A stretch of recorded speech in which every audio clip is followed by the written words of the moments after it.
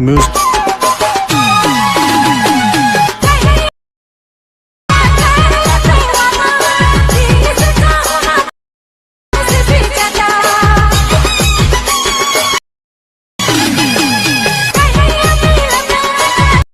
नए हो तो सब्सक्राइब करो, वो जो लाल वाला बटन है उसके साथ स्कैम करो या फिर महफिल जमाओ, मुझे नहीं पता, बस क्लिक हो जाना चाहिए। तो चलिए शुरू करते हैं।